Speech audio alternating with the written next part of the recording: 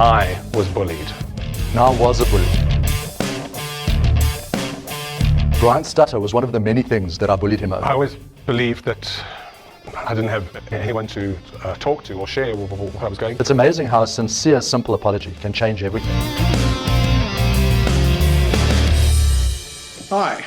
So, the word on everybody's lips everywhere around the world right now is adolescence.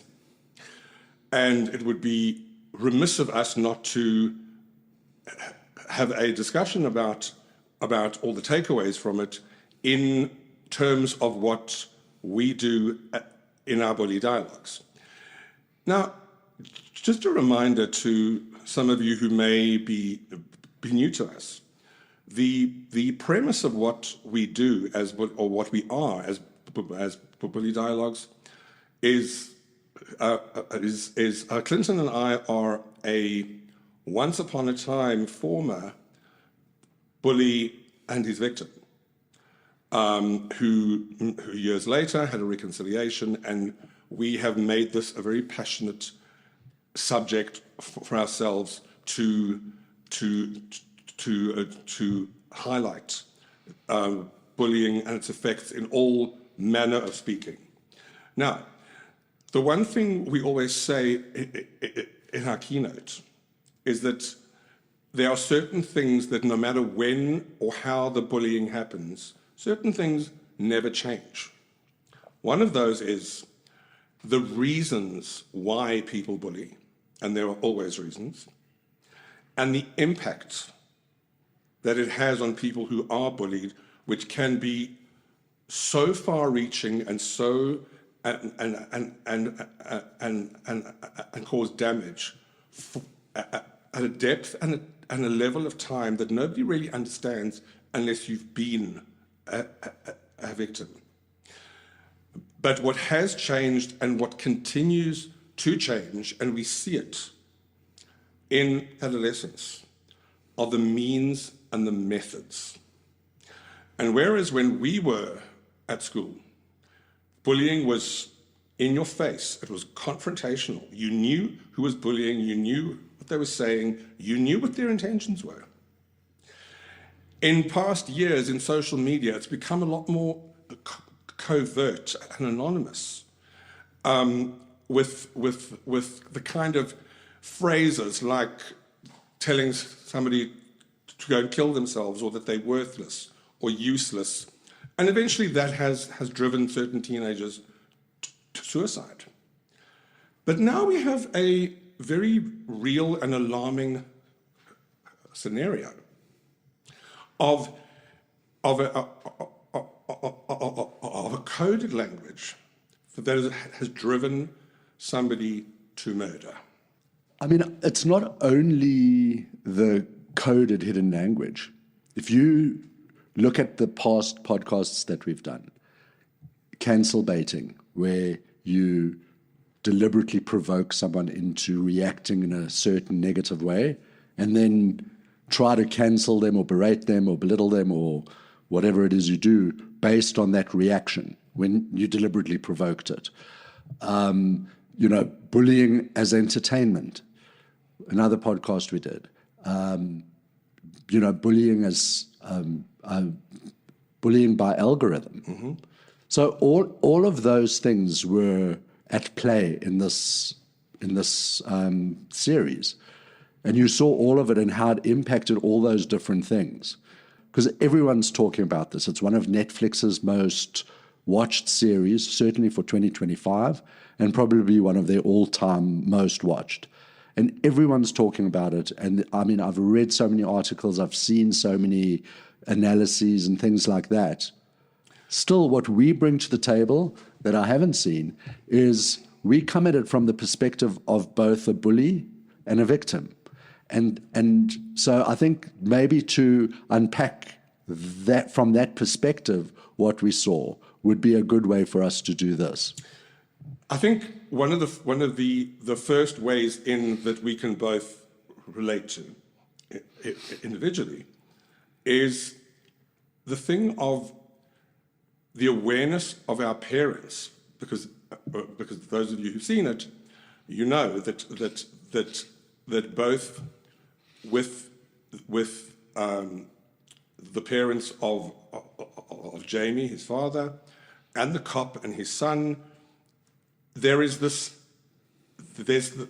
lack of awareness by the parents of what is really going on with their kids, and that's not necessarily a new concept.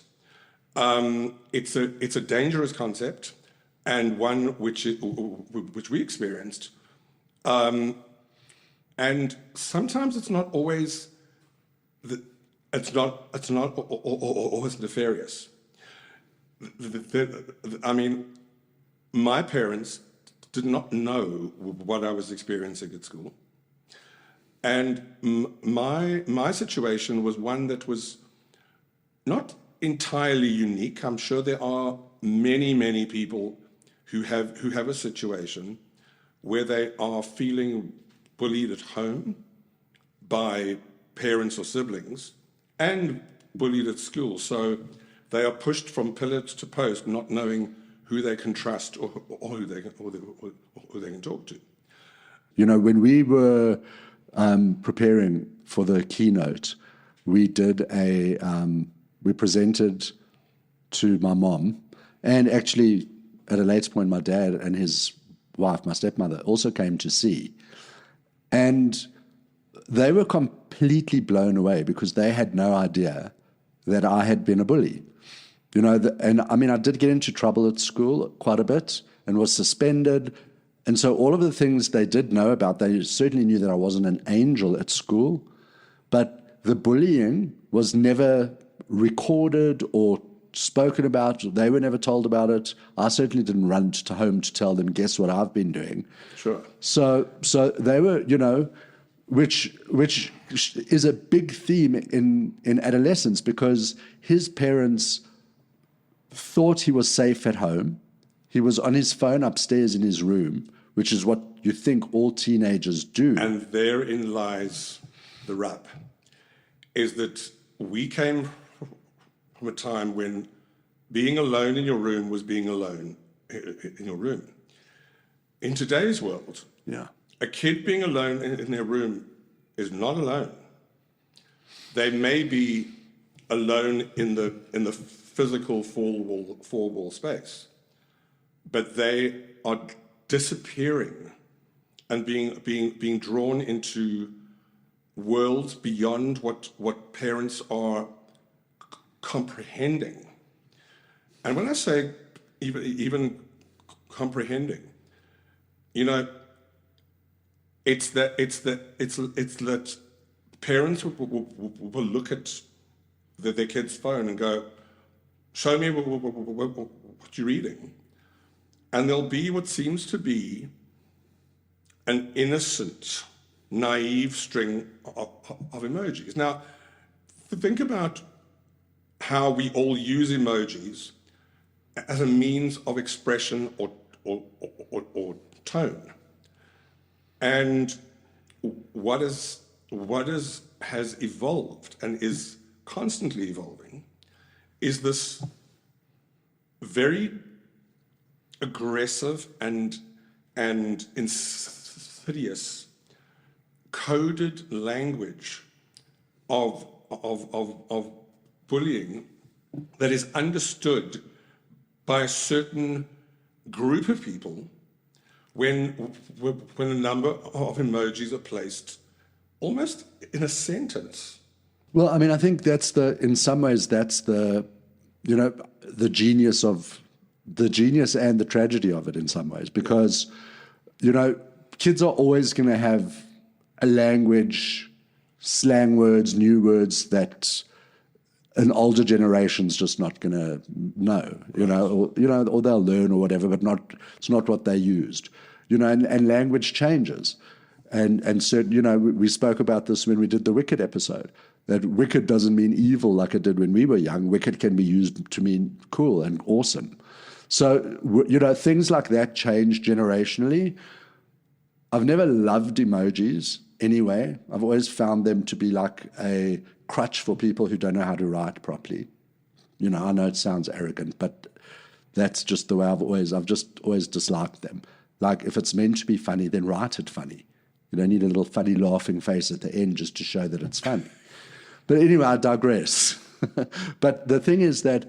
No, if you really want to piss Clinton off, use an exclamation point. Well, don't even get me started on those. Don't even get me started on those. That would be bullying me if you sent me stuff with exclamation marks. But here's the thing.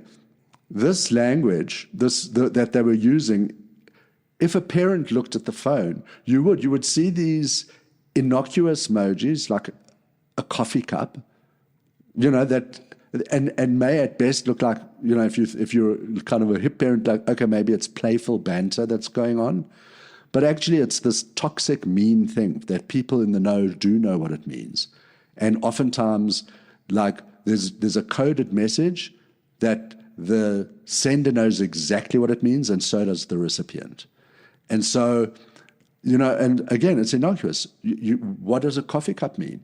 If a coffee cup is placed in response to something in certain places, that's to disparage a woman's point of view. Like, who gives a shit what she has to say? Who's going to know that? I mean, we actually are doing a whole series, an Instagram series, on what some of these emojis mean, because I think it really is useful. But that was one of the takeaways, is that even if you are an engaged parent, and even if you are interested in your child's life and have time and are taking an interest in doing everything you can to be there, there's still stuff that you aren't going to know. And one of those reasons is because oftentimes a bullied kid,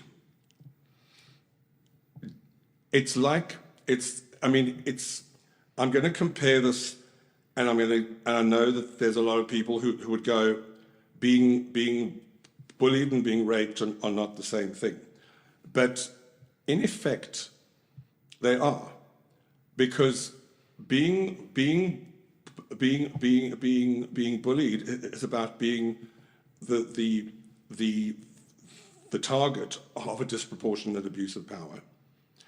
And in a sense, rape is not about sex. Rape is about control. And rape is about a disproportionate abuse of power. So what I'm saying is that for people who are either raped or who are bullied, there's all sorts of guilt and shame and all sorts of negative feelings that prevent them, and I say us because I wasn't us, from wanting to admit that we were weak enough, that we were a target, and we weren't in a position to respond to it. And for those people who are perpetrators, who don't share it either, it's because there may be at some point, yes, there's always a motive and a reason why people bully, and we've always said that bullying is a result. It's an effect. It's a symptom of a much deeper rooted cause. But even those people who do bully don't want to suddenly go, "Hey mom, hey dad, guess what I did? I went and I destroyed someone's life." We talk about shame and stigma. Yeah. And even when you're dealing with the parents of bullies, people who bully, you having to phrase things in a particular way so as to engage the parents in the conversation, and it really helps to frame bullying as a behavior rather than as an identity, because then they're open to the discussion, there's open to change. But in this context, what you're talking about, I think when a person is doing the bullying, they have a very deliberate, selective audience who they want to tell, because they want to project, no matter how ill-conceived, they want to project either a strong strength or power or whatever it is. And so they might, they might not want teachers to know, they might not want their parents to know, but they certainly want the people who they're performing this for to know, and certainly want the person they're victimizing to know. The shame at that level is, as you say, you don't want to admit that you're being bullied and emasculated and belittled and all of these things that are happening to you.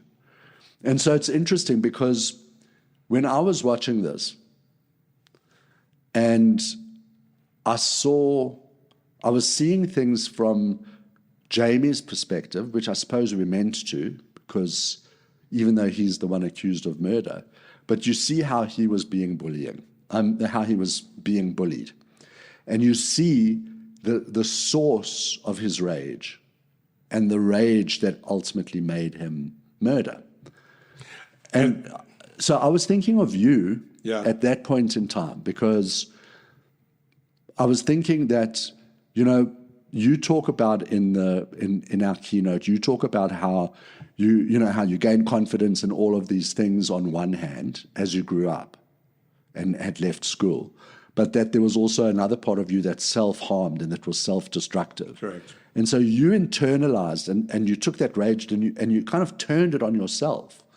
He didn't do, he took it out on the perpetrator. And so when I was like, when I sort of those thoughts clicked, there was a part of me that was like, phew, like I'm lucky that you didn't snap in some way. Well, and come to school with a gun, or I don't know. I mean, we didn't really do that. We in those didn't do days. that, and we were in a time. We were also in a conditioning of,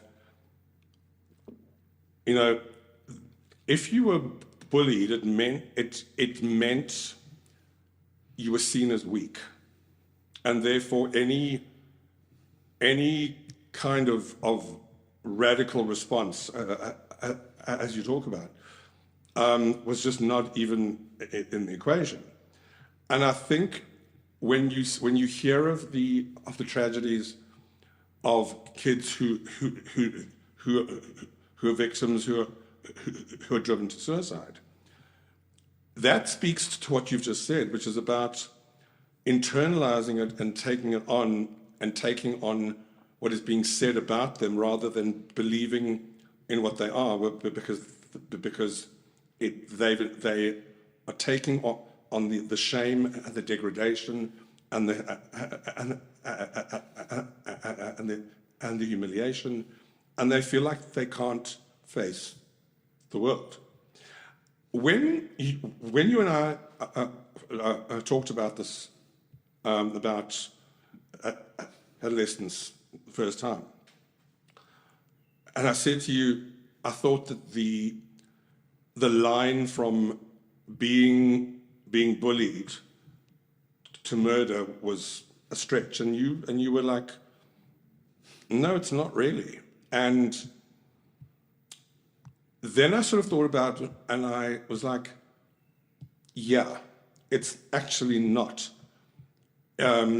It's a snapping point, but every teenager, at some point, whether you are the most well-adjusted, whether you are the most fucked up, whether you are the most rebellious, whether you are the most compliant,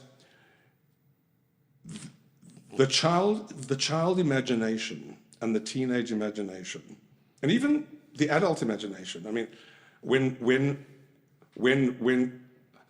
people have experienced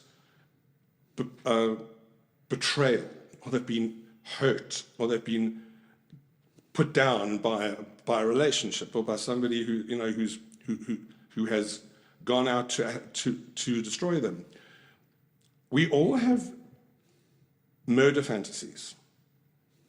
We do. I mean, I had teenage fantasies of murdering my father. And not of me, I hope. Or did you? I don't remember, but I probably did. But it's a bit vague. Yeah.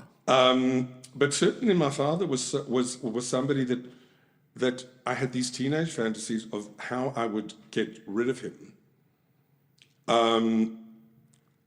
It needs to be said, I need to just add a caveat that as an adult, he'd already passed, and as an adult, I realized that he wasn't actually deliberately mean and unkind and distant. He was a product of his upbringing, and he did the best of what he could with what he knew, and that I forgave him for that.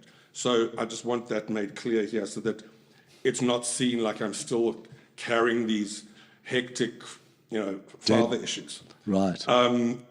But we all have fantasies about murdering somebody, but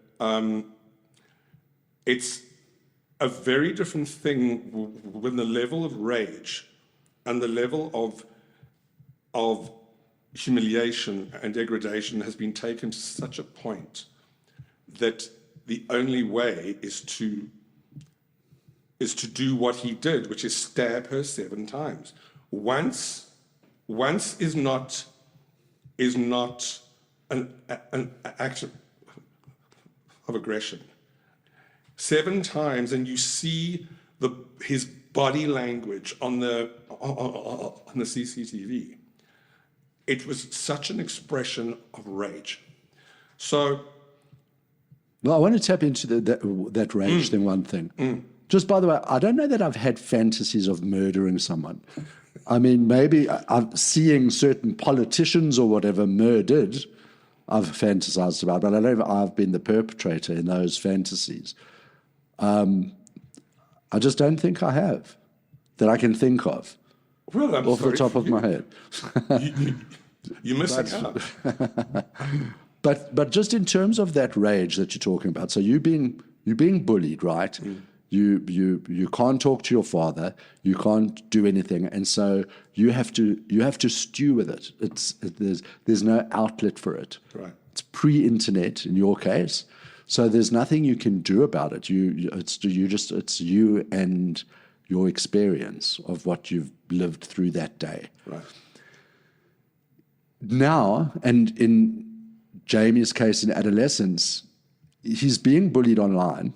So everyone's witnessing it, and even people that you don't know are witnessing it. And you see that with the detective's son, who knew what the emojis were and who had been following the thread but was lurking and hadn't posted or anything. So he was not present. No one knew he was there, but he was there and watching.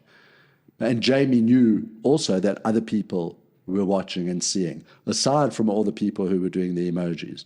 So now he's at home, right? His parents think he's safe upstairs.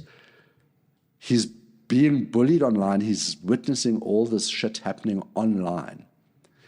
And he doesn't have to go anywhere. He then gets directed through some shit algorithm that makes Mark Zuckerberg money, or Mark Zuckerberg or Jeff Bezos or whoever else, some tech overlord, is directed to someone like Andrew Tate, who's feeding into the rage and who's exacerbating the grievance and saying, yes, people are going to bully you and women are going to think that you're not worth it and that you're ugly and that you have a right to defend yourself, and women are only there to service you and to bear your children. It's not even about, Andrew Tate even says sex isn't even about pleasure, it's about reproduction. That's all women are good for. And that you're weak if you're having sex for pleasure is among some of the bullshit that Andrew Tate spews. Then I assume by that theory that that for pleasure he's fucking men. Well, yeah, I mean, I saw some post quoting that and saying, I've never seen anyone so desperately try to hide that they're in the closet.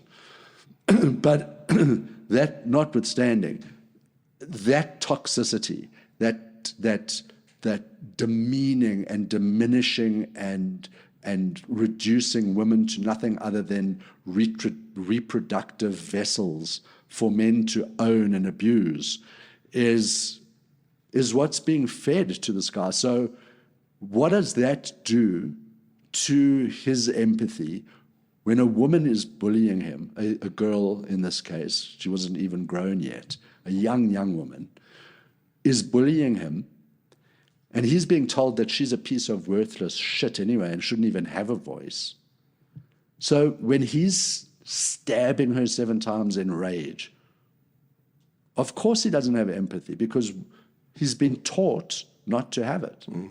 That it's not worth wasting your empathy on that. You should be feeling sorry for yourself that, and there's this stupid 80-20 theory that they have, that 80% of women only like 20% of men, and the rest of you are fucked. And that's why they call themselves incels, which is involuntary celibates. And that was what he was being accused of. Right.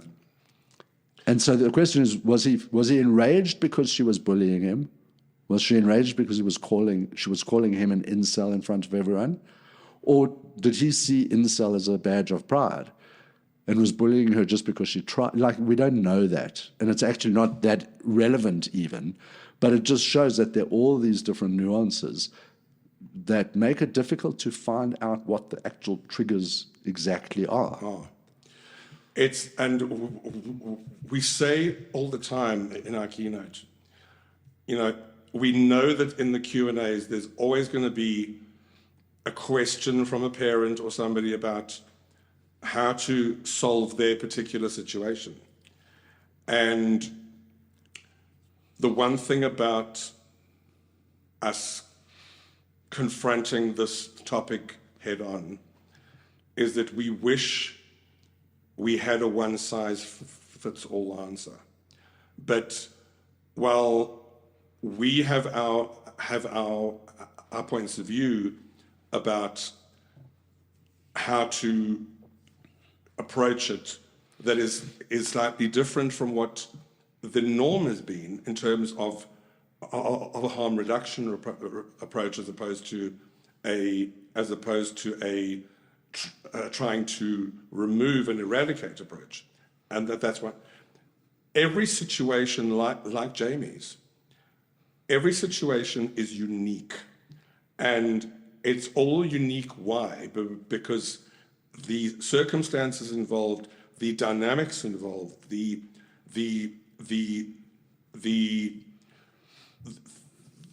class, as an upper class, lower class, the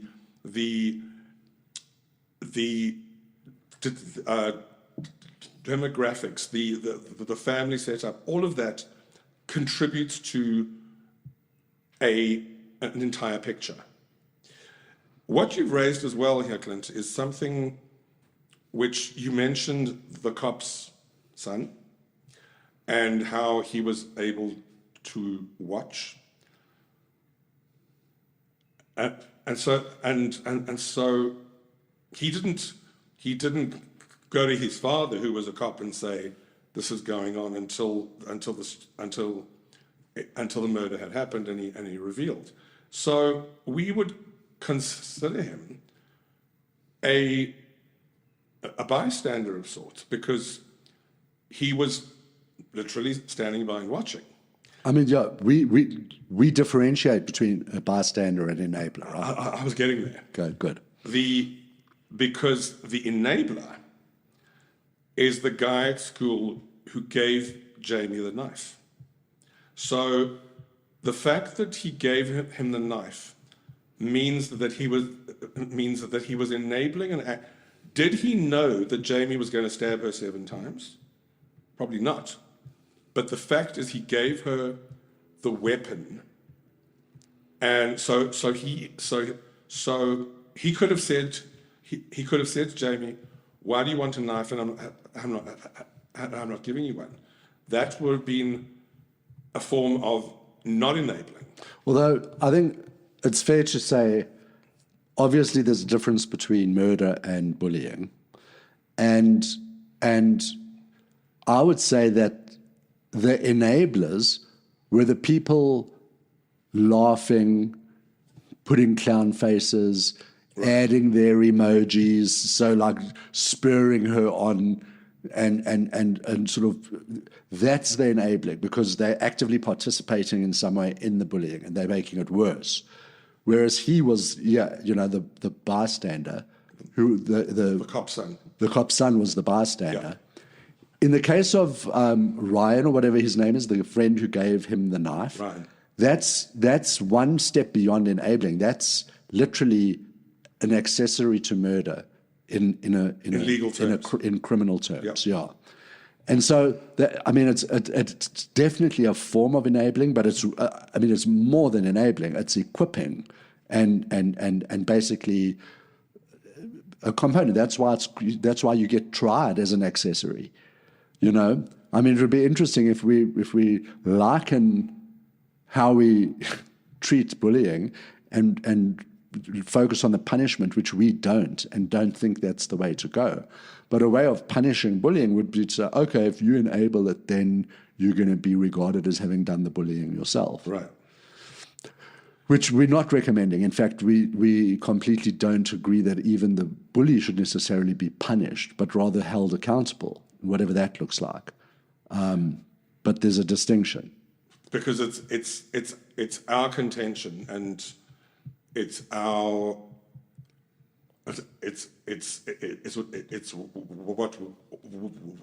what we drive home in our keynote, is that we believe that bullying, as I said, is an effect. It's not a cause.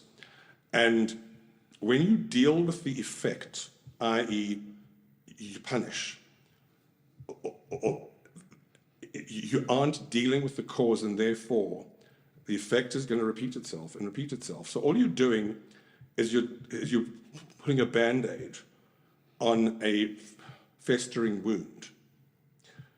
If you are able to deal with the cause and the why, that is where you have the greatest opportunity to shift the mindset of somebody who is bullying into somebody who can become a leader and become empathetic and who can be in that position of power, but in a positive way. It's not, you want to, people who bully are people who want to be heard, people who need to be heard, people who are going after those who they perceive as weaker. So they want to be in a position of leadership.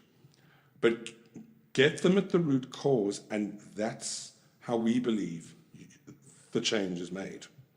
Another interesting part, though, that I found, I think was perhaps one of the most profound lines of the entire thing, is that, in the aftermath, Jamie's parents are questioning every decision they ever made regarding him. Like, should we have done more? Should we have gone to his room? Should we have looked at his phone? Not that they would have understood the emojis, but had they didn't do that even. And it's not an indictment. There's some parents who are working and who are busy and who can't afford to just be that involved. So it's not just an indictment on parents. Like, some parents just don't have the resources available to be that involved.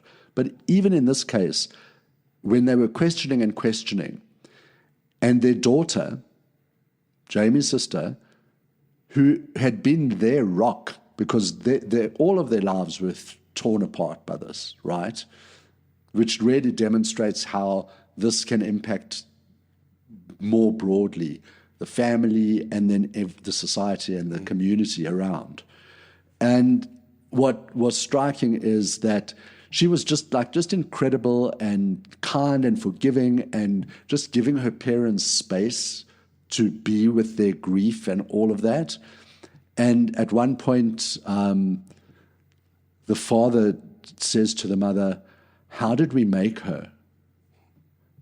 And the mother says, "The same way we made him." Which to me, hit me in the guts for some reason. It was just like, fuck, because what do you do? Like, you can't, we talk about bullying beginning at home and how the parents need to recognize and what they say at the dinner table matters, Right. and all of those kinds of things. In this case, you saw also an indictment on the school. And, you know, we have a lot of parents even who have said to us, what's the school doing? As if they have no role, responsibility. But in this case, this school was just fucking so unequipped. You could see from the lack of discipline and the lack of interest from the teachers.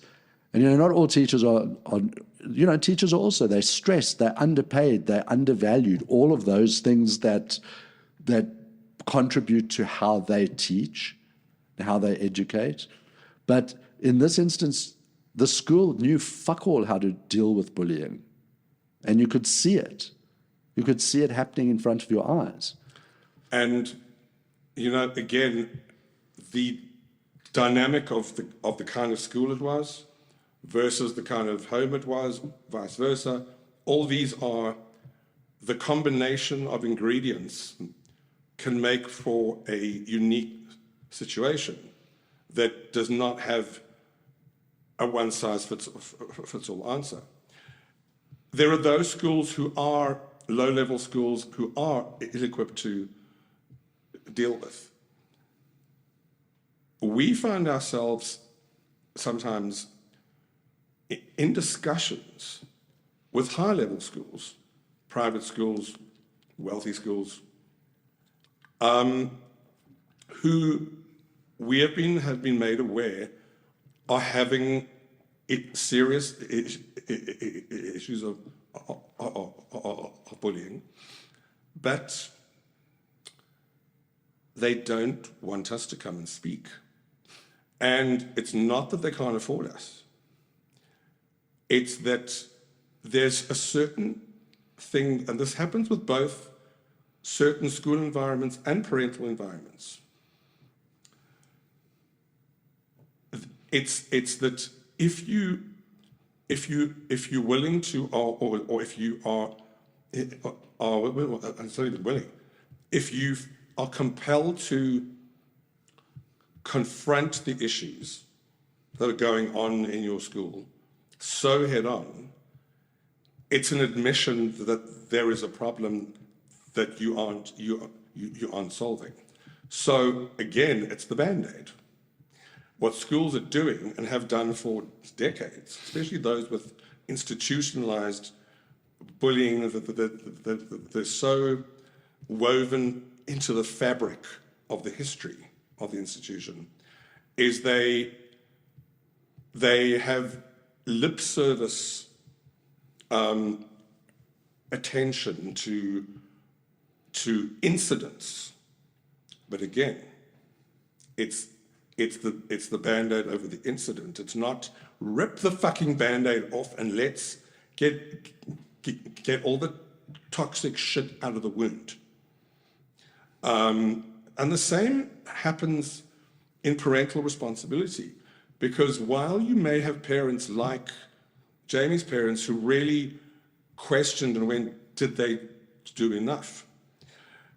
What I wish more parents would do when they do have a school, and this is both bully and victim, when you have a school who calls a parent and says, your child has been displaying bullying behavior, the right and the ideal and the most constructive parental response is to go, thank you for letting me know, I'm going to investigate. That's an ownership of your child. When you say, not my child's an angel, my child wouldn't do this, and how dare you? That is deflection. That's not willing to have a look where the problem starts. The other parental problem is when you get a child who has been bullied, who has been targeted, who has been victimized, and their parent is out for blood and revenge. Well, yeah, I mean, it's the notion of doing too much, right? It's though Jamie's parents were like, did we do enough? Right. Doing too much would be them going to the school and filing a restraining order against Jamie's parents and Jamie and litigating and Which we have seen and been made aware of in one or two schools we have spoken at. yeah. And this is the point that I was making, is that I was addressing these parents and going, what does your 11-year-old child know about restraining orders? And now you suddenly want to jump into the fray and show your child how much you care about them by using means at your disposal that actually are not, that are just that aren't really doing what they have to. It's all show and tell. Like litigation and throwing around lawsuits and all that kind of thing is show and tell. But what are you showing your kid who has been bullied? What you're showing them is that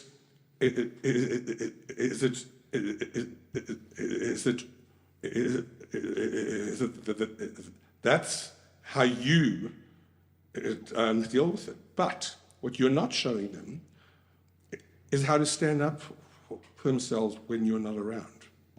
Well, that's the essence, right? I mean, you're not doing one single thing to make them resilient in the face of bullying. And so they're not going to, when they finished school and they're in the workplace and someone's bullying them there or bullying them in, the home ownership association, whatever it is, they're not going to know how to deal with it because daddy or mommy always stepped in and took it to the next level. So overprotecting and that show and tell kind of protection, that's not helping at all.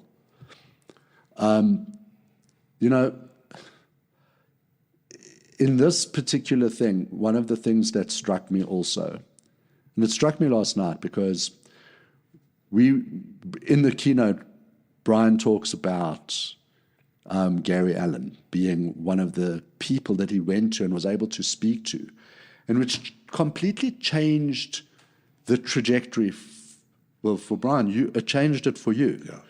And we happened to be at Gary's daughter's wedding last night, and they were talking about his generosity of spirit and his just being the kind of person that you've spoken about in the keynote. It was almost like I was hearing other people saying what you've said so What often. I experienced. And Yeah. We didn't talk about it last night, but while the actual ceremony was happening and people were talking about him in that way, always makes me emotional, guys. Always makes me emotional because it was his coming into my life 45 years ago was so profound. And listening to people talk about him, and I was having flashbacks to that moment and to the care he had and the generosity and the empathy and how you can see that he's passed that on to his children. And yeah, anyway. So what struck me with that, I mean, aside from it just being beautiful to witness, and I mean, he is that kind of a person and always has been. And, and we've spoken about how, he had parents who instilled those values into him. And you can see that he's instilled those values into his children. But it made me think of two things in the context of adolescence. It was like, how different might the outcome have been had Jamie found someone like Gary to talk to and to quell the rage rather than fucking Andrew Tate. And then it made me wonder, like, what might have happened had you not found Gary or had that experience with Gary. I mean, you sought him out, and it was a major transformation in your life. It changed everything. Sure. And what might have happened had you not done that?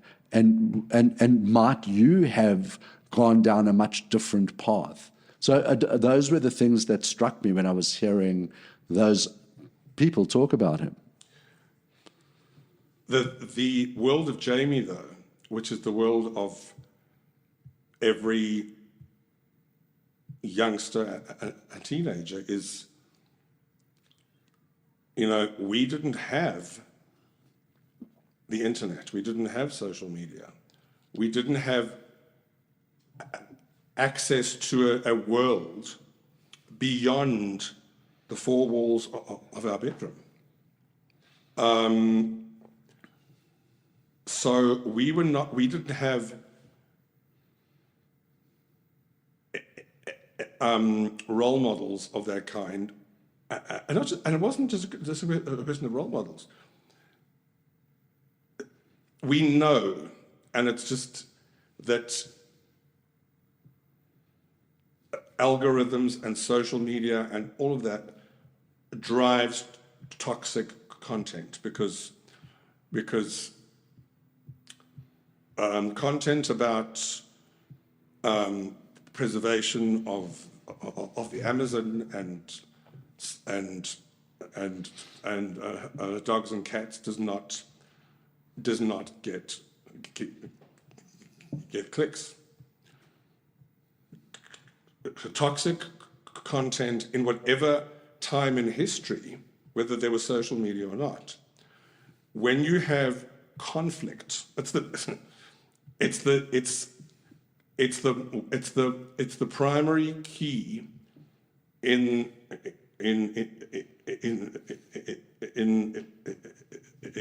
drama. If you look at any play in history, from Shakespeare to all the Greek tragedies, what is at the heart of drama is conflict. So when you create conflict, there's always going to be winners and losers, and there's always going to be tragedy. And unfortunately, conflict and tragedy sell more, and they're more interesting. Which brings me to a point, which, and this has gone very quickly. I mean, it's almost time for us to wrap. But I'll say this much. I think that, if there's one, if the core takeaways for me, for adolescence, and I think for you, were that parents, schools, and your peers all play a role. Everyone's responsible for this. We all have to do something about it. It's not anyone else's responsibility. Yeah. That was like a core takeaway, that as a community we need to deal with this. It's not my kid's not involved or my kid's not bullied. Your kid's around, and your kid then needs to be an upstander. Everyone needs to be involved. And ironically, kids aren't allowed to see this podcast because although you can be directed to Andrew Tate and hear his disgusting views on women and all other kinds of violence, the word fuck is enough for you to not hear any useful information about bullying. So, maybe your parents will lift the filters for this one. But here's the So in TikTok language, Jamie didn't commit murder. He caused her to be unalive. For fuck's sake. I can't even. But the final point I just wanted to make is that if you are one of those people who might just contribute by putting an emoji, if anything, this demonstrates the power of symbols as much as words. And you're a contributor, So figure out what the nice and kind emojis are that make you a defender of someone and use those. but don't just be a lurker and don't just watch it happen beneath your nose. What I'm thrilled about is that in a tenuous time in history, and I'm using those words deliberately as opposed to saying a tenuous time in the world, because my whole thing, and I've been saying that if you look at the first quarter of last century and the first quarter of this century, how we're seeing the parallels of how history is repeating itself. At a tenuous time in history, when there is so much drive to turn people against each other and to fragment and to destroy, it sometimes feels like we are paddling upstream with a rowing boat that has holes in it. But one person has to do that, and then another person will do it, and another person will do it, because light can spread in the dark, no matter how dark it gets. Light can spread if it lights the flame. And with that, if you've experienced any of these things, if you have questions around this, if you're a parent or someone who's witnessing these kinds of things, or even an educator, we'd love to hear from you, because this topic really has hit a nerve. This series has hit a nerve. So until next time, cheers.